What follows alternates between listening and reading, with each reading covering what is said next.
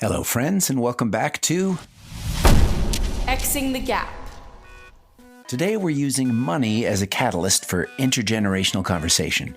My two guests are Bruce Sellery and Naanak Sodhi. Bruce is a renowned Canadian financial consultant, business journalist, TV host, and professional speaker. He's also the founder of Moolala, which inspires people to get a better handle on their money. Naanak is a mechanical engineer, screen composer, and music producer who works with Google in Toronto and who writes music for Bell Media.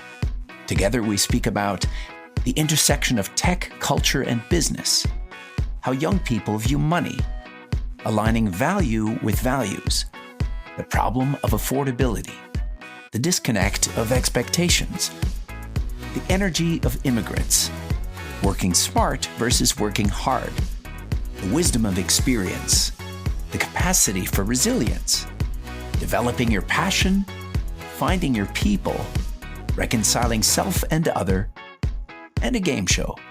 Name a song by Rihanna.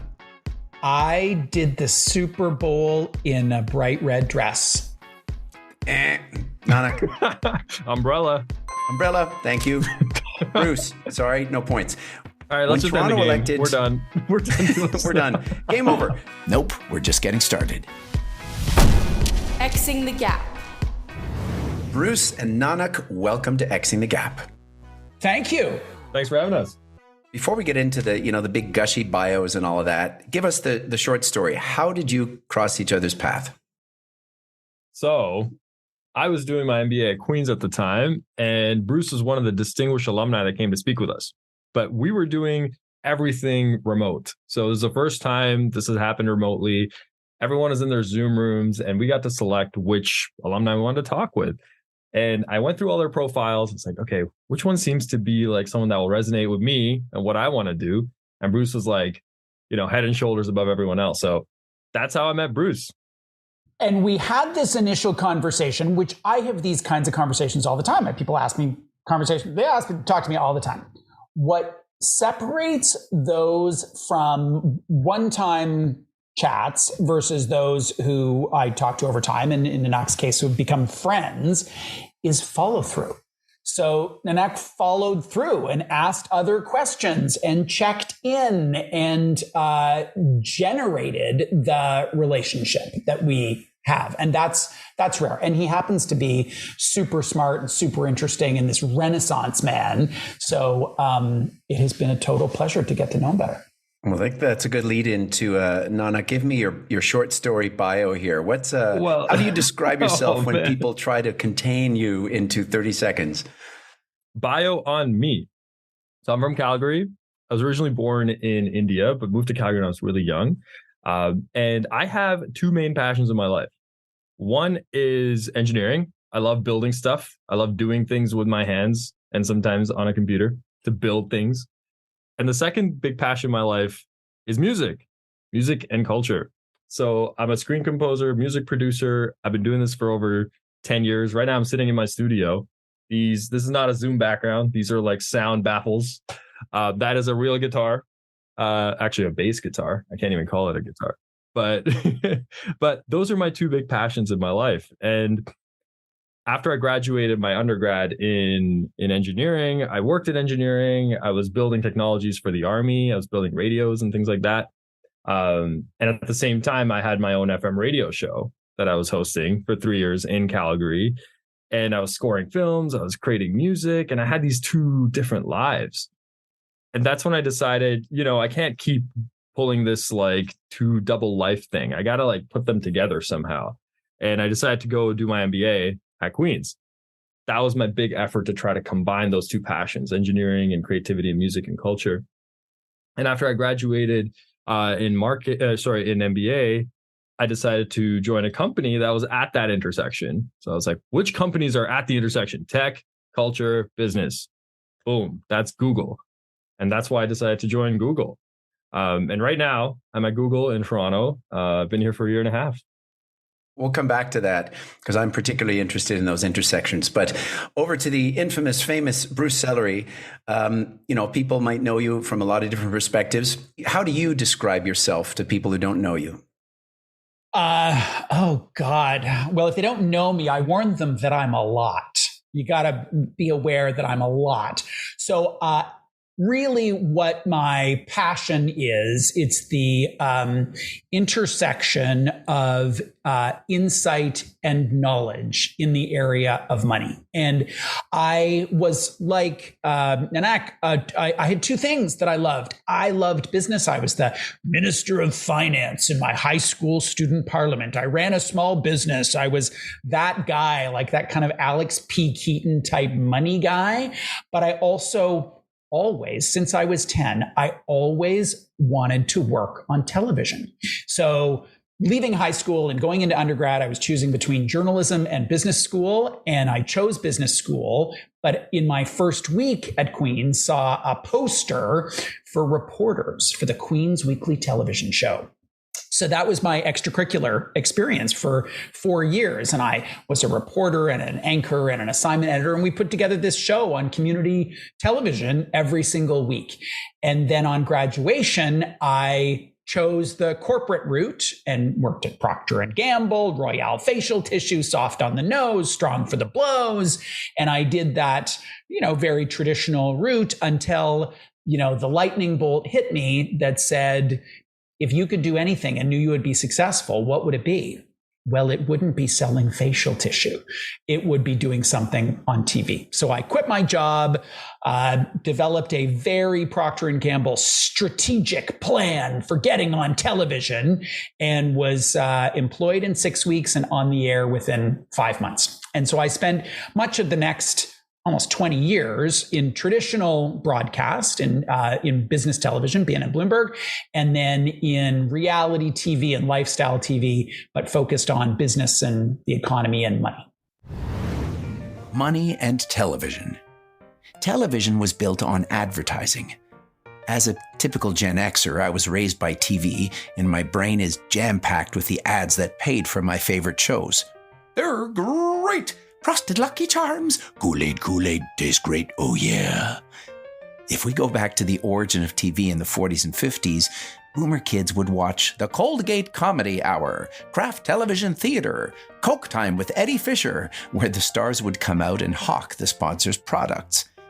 Is that any different from a YouTube influencer hawking a product on their own private channel today?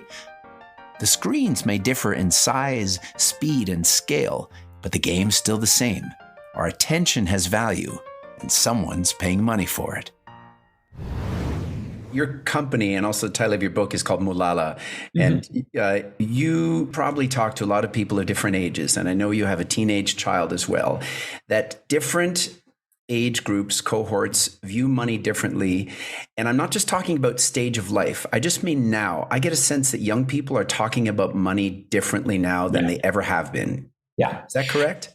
It is. So I think young people talk about money, think about money, and their behavior with money is very, very different for so many different reasons. But let me give you a super simple example. You're a Gen Xer. You were old enough to remember that if you wanted money to go out on a Saturday night, you went to the bank before 3 p.m. and you filled out a withdrawal slip and you wandered, you waited in line and you went to the teller and you withdrew your $40 in cash. And then you went out to do whatever you did on Saturday night. And that was the way it was. Well, my 13-year-old has been in a bank twice to set up an account and then to deposit some money. They never go into a bank. They live in a cashless world, and the systemic barriers to them demonstrating this instant gratification are limited to none. People can have anything they want at any time they want, and it's going to be delivered same day.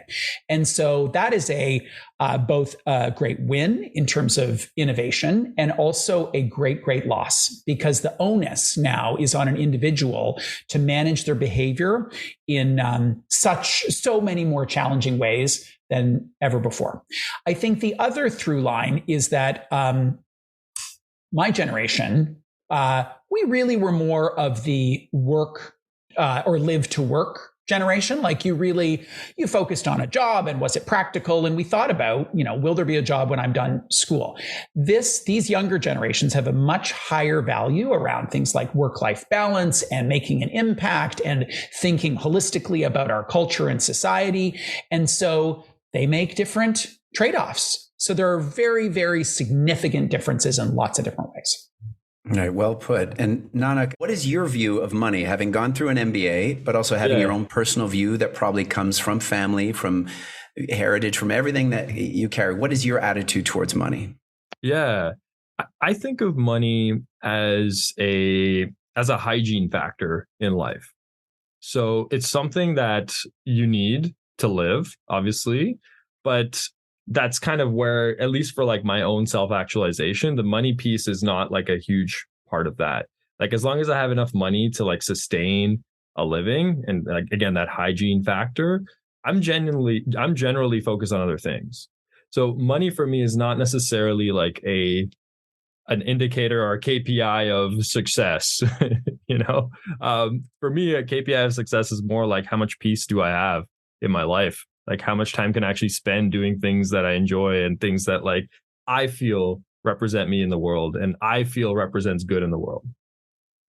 Right. I just read this book by Mark Carney, the former director of the Bank of Canada and Bank of England. It's called Values, actually, with the S in the brackets. And the main drive seems to be that in order to tackle the massive challenges we face today, we need to better shift what holds value in the marketplace to a better align with the values we hold in society as a whole, right? So value to values. And sometimes that alignment doesn't necessarily happen. Like a tree only really has actual value in the market unless it's chopped down and sold.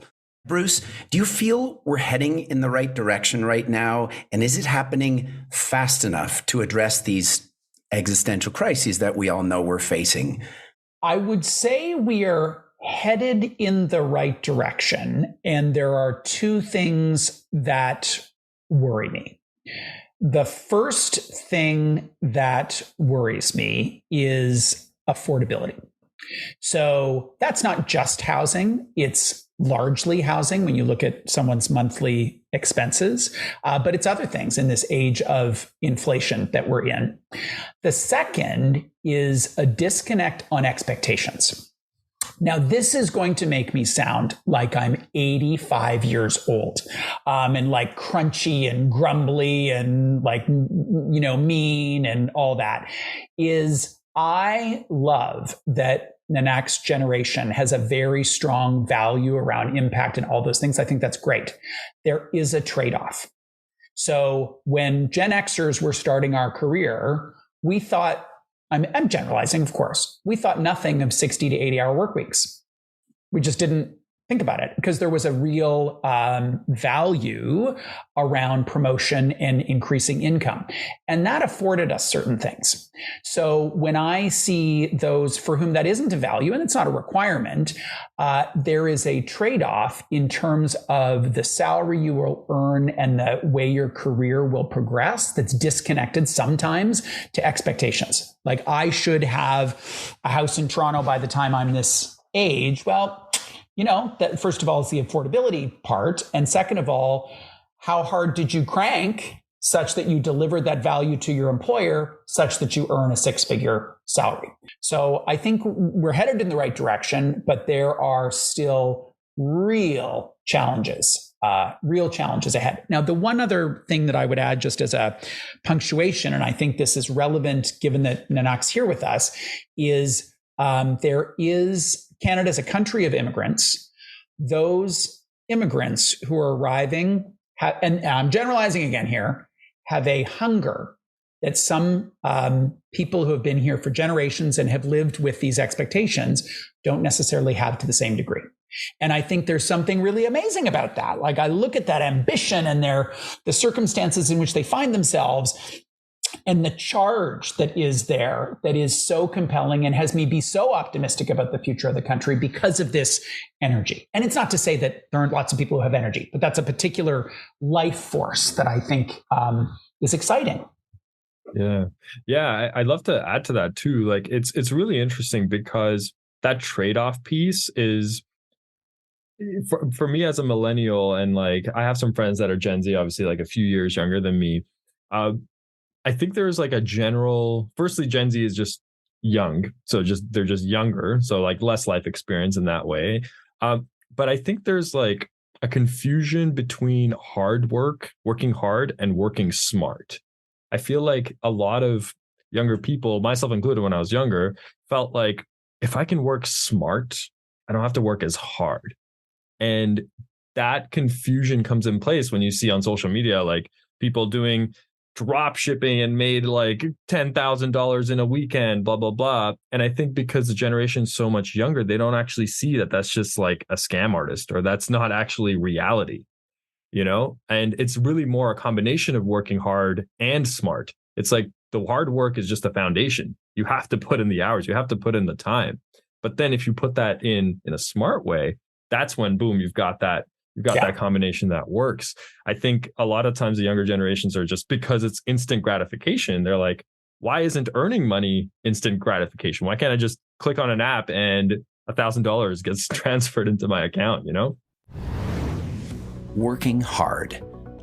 I don't know if this is a temperament thing or a Gen X thing, but I personally believe that everything is hard and everything needs work. And working hard at anything involves repeated failure, persistence, and acceptance that nothing is permanent and nothing is perfect. That may sound bleak to some, but to me it aligns with how the world actually works and how best to find your way within it. So yes, work is hard, but if you love your work and you love to work, then you're in better shape to handle disruption. And there will be disruption. The boomer era, find your career, work your job, retire with your pension, doesn't apply anymore. These days, you need to be flexible, to work hard, and to be smart about money.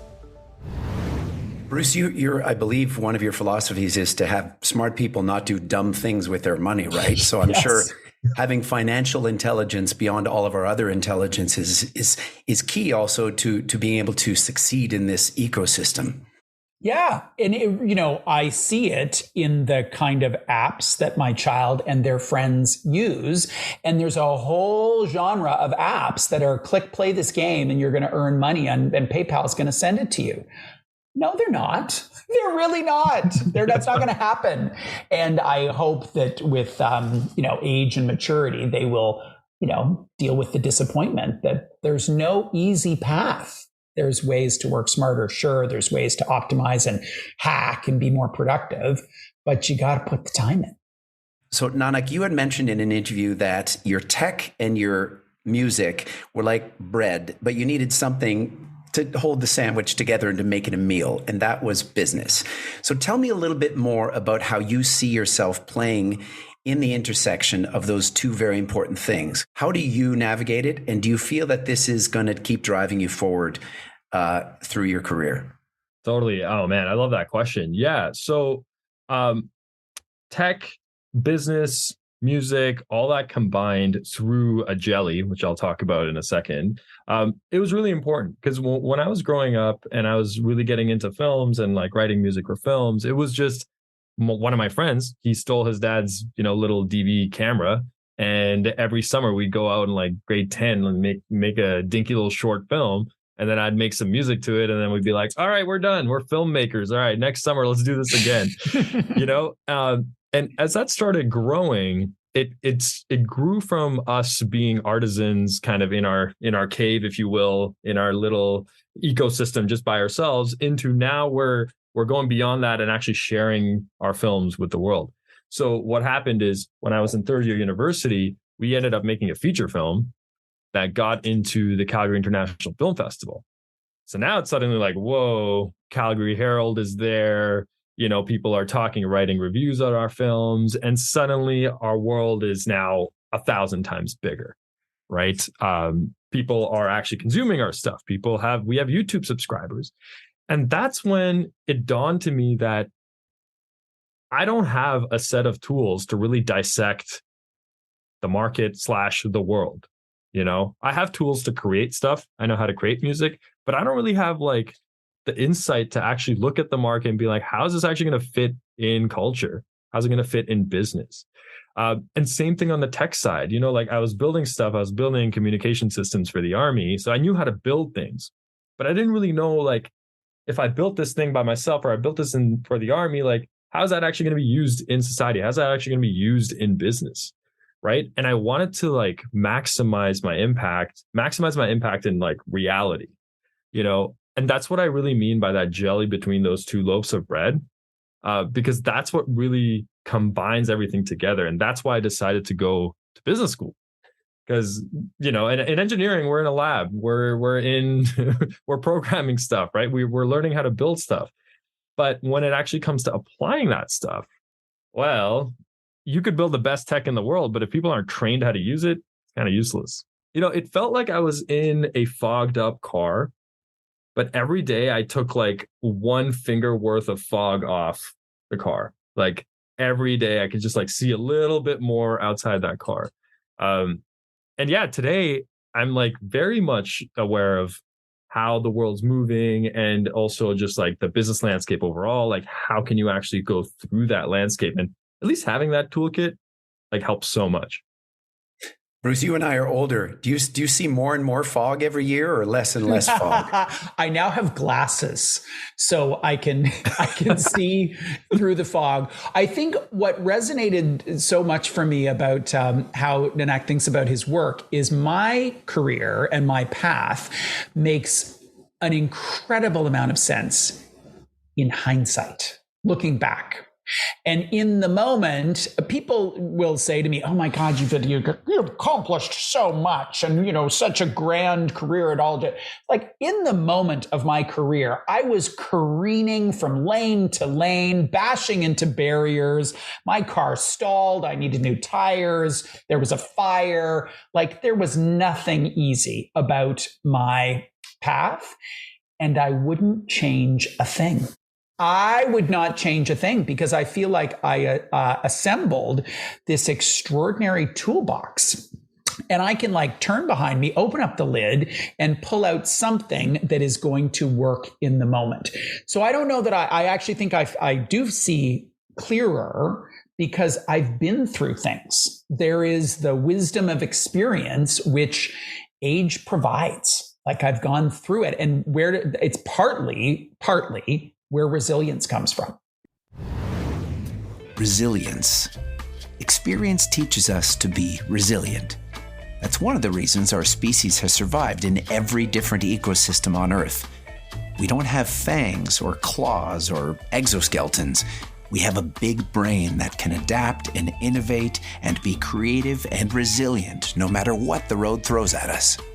And older adults may sometimes not have the energy of youth, but they have lived experience, which is equally valuable. So we should listen and learn from the wisdom of our resilient elders. But let's not stop there.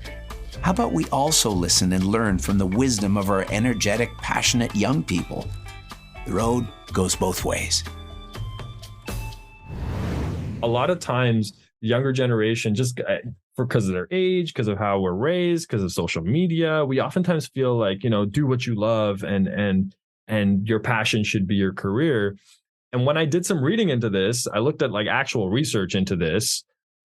Turns out passions are not necessarily things that are just innate to you. They're not necessarily things that you were just like born with. They're actually largely developed. So if you start working towards something and you start getting good at it, the chances of that becoming a passion of yours are a lot higher. So a lot of times people that are like 10 years old or 12 years old are like, man, I have a passion for drawing, or I have a passion for music, because like they spent a couple of years in that and they have some skills in that. So they're like, this is my calling. That's actually not necessarily your calling. Like that's just something you're good at right now. So growing up, we have to be mindful. Like, and again, this comes back to the hard work piece. It's like, don't be scared to put in hard work. Like that's how you actually develop passion for whatever you're working on. That could be a corporate job if it has to be a corporate job at the time of your life that you need money or whatever. Or that could be something that's like not making you a lot of money and it's still something you're passionate about. So the hard work piece develops passion. I want to add one other thing too here is you find your people. So you do the work, you focus on your passion, and you find your people. And that's one of the biggest things. I did not find my people until I walked into Kingston at the Smith School of Business and met these dorky commies who were all kind of like me. They were on their student parliament. They did well in school. They were obnoxious. And for the first time in my life, I was like, hi, everybody. Where you been? And there's 200 of you. Are you kidding me? And so that has been something that I've really sought out, even though I'm not in traditional business. These days I'm in the nonprofit sector, but I spend a lot of time in media. And so looking for the essence of who gets you. And that's not an age or a stage or an ethnicity or a sexual orientation it's something that is intangible. But you walk into the room and you are seen. They get you. And wherever that is, keep going there. Show up there, because that's, to me, the magic. I have one last question before we go to the game show. This is sort of a quickie. Biggest gap of polarization in our society. What is the biggest one we need to solve right away?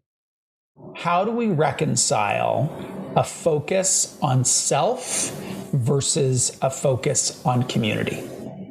So Canada has been a multicultural society for generations. The US has been a melting pot for generations. So as Canadians, we look at what's going on in the US, and I think many of us are confused by it because it's just antithetical to who we are.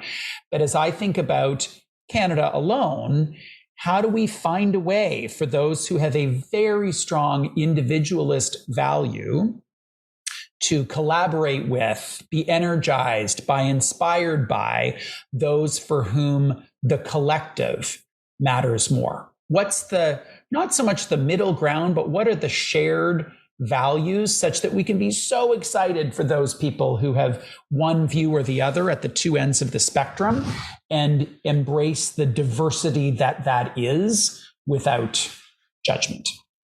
Well spoke. Self and collective. Great. Thank you. Naanak. Oh, man. Yeah. Tough to follow that one. I think I fully agree with that, Bruce. The way I'm kind of thinking about this question is like, if I start with the world's biggest challenges, right, and then draw from those to see what areas need to be, realigned, I think there's so many big challenges in the world that need to be solved. Like, obviously, climate change is a huge one, and like the trickle down effects of that into like economics around the world. But at its essence, it's the exact same thing Bruce has just said. It's like community versus the individual. And the way that capitalism was set up in its early days is that by giving everyone their own individual goals, individual things they want to accomplish, the overall community should be benefited by the overall rising tide. Now it's like becoming more and more morphed. So it's really, how do we instill the values? How do we instill the safeguards that keep that collectivist, good in check as we continue to move forward? I'm thinking of things like AI. Like AI coming up, we talk about this all the time at Google, obviously, ChatGPT and things like NLP language, AIs are going to disrupt so many industries, and they're going to generate a handful of billionaires, as every industry disruption does, right? You're going to have these 100 people that are just absolutely killing it, and then thousands of people that now don't have jobs or are at a disadvantage. So really, how do we reconcile those, and how do we instill those safeguards to make sure that everyone's taken care of? I think that's like a huge polarization right now. And we're not going to solve it in the time we have left in this podcast. However, we are going to move from a kind of collective, let's all collaborate together and solve the problems, to competing, because that's the solution to everything. So the game show starts now.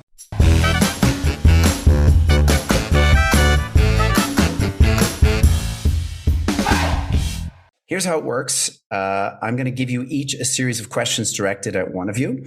If you don't answer it, I'll you, and the other person can steal a point. In the end, the points don't mean a damn thing.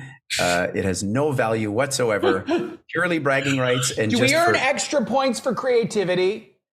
No, not at all. Bruce, name a song by Rihanna. Oh, I did the Super Bowl in a bright red dress. Naanak. Umbrella. Umbrella. Thank you. Bruce. Sorry, no points. All right, let's just end the game. We're done. We're done. We're done. Game over. When Toronto elected Rob Ford, Calgary elected the country's first Muslim mayor. What's his name? Name one of the Game of Thrones families. The McLonghairs? Naanak. That I haven't seen the Game of Thrones. You haven't seen it? Capulet. Capulet. Well, at least you're cultured and you know Shakespeare, but goodness. Okay. Bruce, which famous fantasy author has recently been accused of being a trans exclusionary? J.K. Rowling. J.K. Rowling. Name the author of the Twilight series. Oh, well, that's obvious. Robert Pattinson. Naanak. Oh man, I'm Stephanie. J.J. Abrams. That's definitely not right. Okay, here's an easier question around that one. Which two mythical creatures hate each other in the Twilight series? Bruce. Two mythical creatures. Naanak. Zeus and Hermione. Werewolf and Senator? I don't know. Vampires. We're going to have our lowest scoring game ever. Vampire. Bruce, which 17-year-old Pakistani girl was the youngest ever winner of the Nobel Peace Prize? Malala. Very good. Which cartoon had this horrible song as part of it? I'm a map, I'm a map, I'm a map. Dora the Explorer. Dora the Explorer. Two film questions. What 2022 Bollywood hit has a song nominated for Best Original Song? Shakalaka Baby. Naanak? Nope. RRR. Nice. Bonus point for the name of the song? Natu. Very good. Bruce, what film about a game show in India won 8 Oscars in 2009? Slumdog Millionaire. Ding, ding, ding. Applause, applause, applause. We move now to Naanak. Naanak, Bruce mentioned a character from a TV show before called Alex P. Keaton. What TV show was that from? Different Strokes. I don't know. No idea. Bruce? Family Ties. Family Ties. Ding. Okay, what famous Oliver Stone film from the 1980s had Gordon Gekko saying, "Greed is good"? Bruce. Oh, no, not Bruce. Naanak. Top Gun. Bruce? Wall Street. Ding for Bruce. Naanak, who wrote the famous anti-globalization book, No Logo? Canadian. Oh my gosh. J.K. Rowling. No idea. You get 3 points removed for that one. Bruce. Naomi Klein. Naomi Klein, yes. What famous millennial invented peer-to-peer network revolutionized music sharing? Naanak. I know this guy. It's not Daniel Ek. No, the name of his company. Napster? Yeah, you got it. Yeah, And the name of the person was, do I get a point for that? Yeah, go ahead, Bruce. Sean Parker. There you go. Bruce, damn. Nice. Bruce, damn. Okay, which Naanak, which Canadian civil rights icon is on our $10 bill? Oh, Terry Fox? No. Not civil rights icon. Terry Fox had other qualities. Bruce? Viola Desmond. Viola Desmond. Oh, man. Naanak, which internet company coined the phrase, "You've got mail"? AOL. Yes. Naanak, what cult classic 1999 film featured Brad Pitt as one of two selves, played by Edward Norton? Fight Club. Bonus point for who wrote that book. Was it J.K. Rowling. J.K. Rowling. J.K. Rowling. Chuck Palahniuk. Okay. Naanak, name the composer of the original Star Wars movies. Oh, John Williams.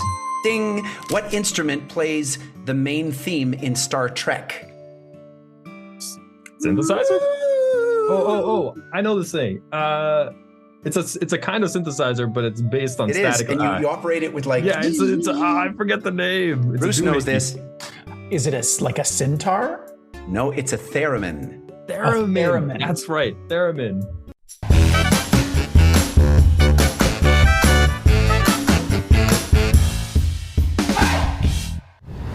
Well, listen, you were both terrific. I thank you very much. I hope you had fun in this silly little endeavor we just took part in. I did. Loved it. This is awesome. Thanks for the invitation, Rick. And thank you, my friends, for tuning in. As always, I'd like to thank my two guests, Bruce Sellery and Naanak Sodhi. To find out more about them, you can check out brucesellery.com, moolala.ca, and sodivine.com. That's SODHIVINE. My name is Rick Miller, and I wrote, recorded, and edited this episode with multimedia by my team at Kidoons. For more about the Boom Trilogy and our many other projects, visit kidoons.com or boomtheshow.com. Thanks also, as always, to my partners on this podcast, Leap, an online community where life experience meets innovation, created by CABI, the Center for Aging and Brain Health Innovation. For more info or to become a Leap member, visit cabi.com/leap. If you're on a podcast player, please follow us, write a review, tell someone about this or other episodes you liked. You can also send me any questions, comments, or feedback, Rick Miller Actor on Twitter or Instagram, or email rick@rickmiller.ca. And hey, in a polarized world, you have a choice. Build a wall or build a bridge. Build bridges, not walls. Xing the gap.